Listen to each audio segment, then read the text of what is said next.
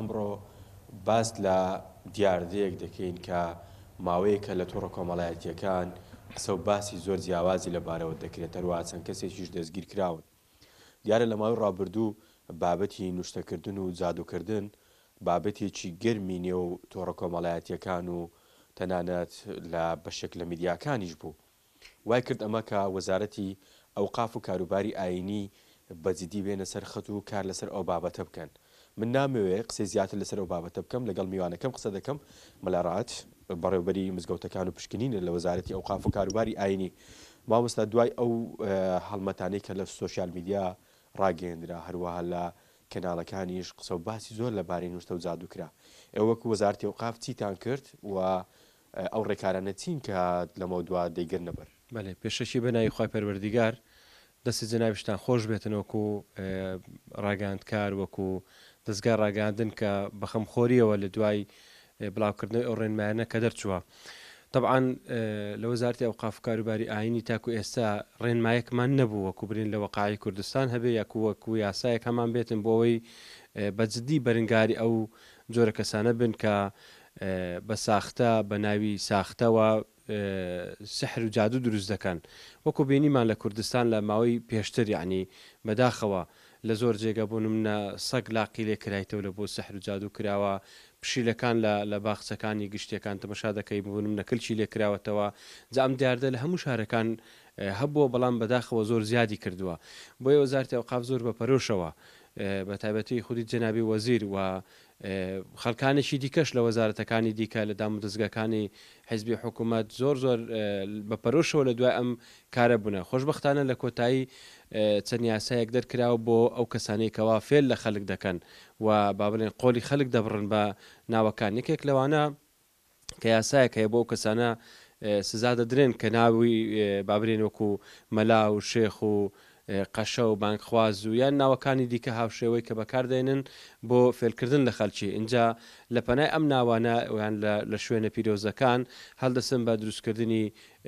نوشتە جادوکردن و فێلکردن لە خەلکی. یەکێکی دیکە لەو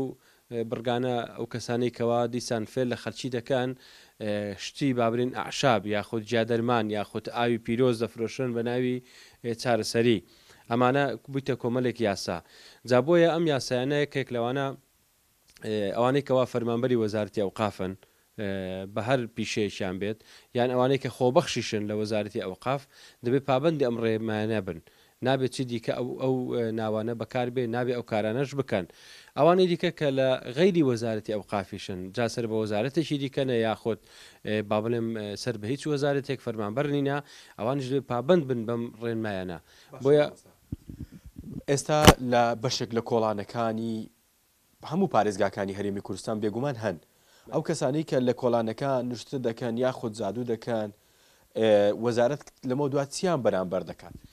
بەێ طبعاً وەزارەت ئێستا یاسای بەدەستەوەیە بۆ ئەوەی شکایەتیان لێ بکە، بۆی سکاران لەسەر بنووسێتن و هەموو کەسێکیش دەتوانێت سکاران لەسەر بنووسێ، یعنی ئەوەی کە فێری لێکراوە ئەوەی فێری لێ نەکراوە. لەبەرەوە ئێستا یاسایەکە بەپێ ئەو یاسایی کە لە وەقاعی کوردستانی تازە بڵاوبۆتەوە، بۆیە هەر کەسێک ئەم ناوانە بەکاربێنێتن یان ئەم فرتوفێلانە بکاتن کەواتە ئەوانەی کە جادو و بابرین سحر و نوشتەی دەکەن لەم یاسانە بە هەر شوێنێک بێ دەیگرێتەوە. بۆی هەموو کەسێک ئێستا دەتوانێت شکایەت بکە لەبەرەوەی یاسایەکە لە بەردەستی دادوەرە بەڕێزەکان لە بەردەستی دادگا، بۆی بتوانێت بەپێ ئەم یاسایە سزایان بداتن. جا ئەو سزایش دەگەڕێتەوە سەر دادوەر بەپێی گەورەی و بچووکی تاوانی ئەو کەسەی کە ئەم فێلە دەکات یاخود سەحر و جادو دەکا. جا بە هەر ناوەک بێ لەژێر هەر ناوێک بێ بە هەر شێوازەک بێتن ئەوە دەبێت سزاوەر بگرێتن و زۆر بەجددیش لە دوایینە و جێبەجێش دەکرێتن، بە تاکیدی جێبەجێ دەکرێت و لایەنی پەیوەنددار لەسەر خەتن. وەکو باسم کرد ئەوەی کە فەرمانبەری وەزارەتی ئەوقاف بێ، وەزارەتی ئەوقاف هەرخۆی زوو ئیجراعاتی و بابرین کە ئیجراعاتی کارگێڕی و یاسایی بەرامبەری دەگرێتە بەر و هەموو بەڕێوەبەراتی ئەوقافەکانی قەزا و ناحیەکان و گشتیەکانی پارێزگاکان دەستکراون بۆ ئەوەی کە ئیجراعاتی خۆیان بکەن بەرامبەر ئەو کەسانە و ئەگەر خوا نەخواستە ئەوان نیکەن ئەوانش تووشی ئیجراعات دەبن. بەڵام ئەوانەی کە فەرمانبەر نین لە لایەمە ئەوە تەبعاً لایەنی پەیوەنددار هەیە، ئەوان دەبێ ئیجراعات لەگەڵی بکەن و ئیجراعاتی توندشیان لەگەر دەکرێتن. واتە ئەم جارە وەزارەتی ئەوقاف ڕێکارەکانی تند کردوتەوە بەرامبەر ئەو کەسانی کە بە ناوی نوشتە و جادو و فێڵە خەڵکی دەکەن. بێگومان زۆر بەتوندیش ڕێکارەکانی گرتوۆتە بەر و ئیجراعەت لەگەل هەموو کەسێک دەکرێت و هیچ کەسێک لەم یاسایە بەدەر نییە و هیواداریشم خەڵک ینی ئەوەی نەباتە پالەوەی برێ وەڵاو کەسە فلان کەسە یان پشتی هەیە یاخۆت فلان شتێکە ئەم جارێ یاسا هەیە یاسا بۆ هەموو کەسێک سەروەرە و یاسا ڕێگە لە هەموو کەسێک دەگرێ بەڕاستی لەبەرەوەی زۆر بێتان بووە یعنی خەلک وەلی هاتوو بوسری دێشا دەگۆ من سحرم لێ کراوە خەڵکی وا هەبووە مەسەلەن ئیش و کەسابەتی نماوە دەگۆ سحرم لێ کراوە یعنی وایە لە خەلک کردو بوو ئەگە بڵێم خەڵکێکی زۆر خەریکە تووشی نەفسی بێتن یعنی بەجددی جن ئەوەندە دەسەڵاتی هەیە بەسەر مرۆڤەوە ئایا بەجددی یعنی ئەو هەموو خەڵکە هەموو هەر سحری لێکرا ینی کەوتوتنێ ناو حوزێکە پڕ لە جادو لە نوشتە و لە سەحر و بابەتانە بۆیە ینی خەلکیشان سەریان لە خەڵک شێوان بۆی خەڵک بەردەوام بچێتە لایەن پارێکی مەبلەغێکی زۆریان لێ وەرگیراوە و زۆر کاری نەشیاو کراوە ینی ئەمانە کارە ساتێکی گەورەنە بەڕاستی بۆیە داوا لە هاوڵاتانیش دەکەین ئەوانی شاوکار بن و نەچنە لە ئەو جۆرە کەسانە بەفعلی ینی قورئان پیرۆز قورئان ئەوە هەر پیرۆزە دەتوانێت لە ماڵەوە گوێ بگرێتن دەتوانێتن بەو شێوازە بێ بەڵام بەداخەوە ئەوان هەستاون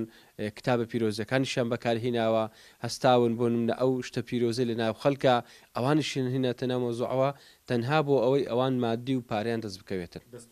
زۆر سپاس و بەڕێزیشتان